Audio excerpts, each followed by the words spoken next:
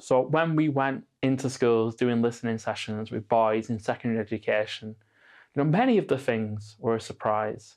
I think as adults, we quite often overlay our own perspectives from our own adolescence and imagine that lots of the children of today are going through something so similar to us.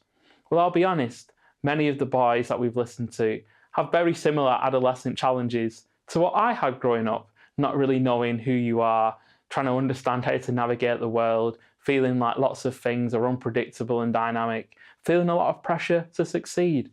But we live in such a different world now, and we really need to have those voices of boys who are teenagers in our everyday lives and actually listen to them.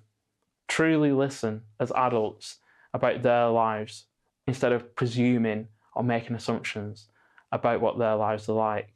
The surprises, I suppose, in many ways about how there's a lot of young boys who are really passionate about things such as feminism and diversity, given that we've got so many headlines saying that people are against. The fact that a lot of young boys are looking for some kind of togetherness, some kind of belonging, someone to understand. A lot of young boys are lonely, even though the world is ever connected. And finally, there's a lot of young boys who have real passion, real interest. They're really, really curious. That curiosity can take us to a journey to create great things, to innovate ideas, to have real vision of what they could be in the future, more so than us as adults. But that same curiosity, and it often starts looking for how we develop ourselves in an online world of algorithms that can be quite insidious. Take some of these curious young boys down a real pathway that shapes their behaviours in a negative sense. And it's not their fault.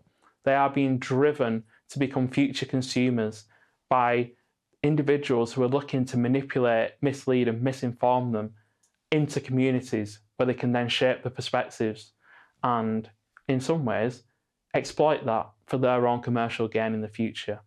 So there are a lot of surprises when you take the time to listen to young boys. They are insightful, they are thoughtful, and they have an awful lot to bring when we create spaces to listen.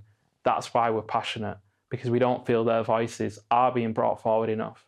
And I'm incredibly passionate about getting more of those positive young male role models into places where they can be an example, but also support those who've had real challenges in their upbringing and try and get them thinking about how they can make a positive difference too, while trying to help them understand that some of the voices out there that are appealing to them are not necessarily doing it with their best intent and best considerations in mind.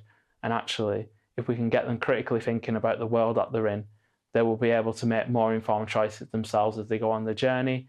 And actually, boys have so much to give if we give them space to do so.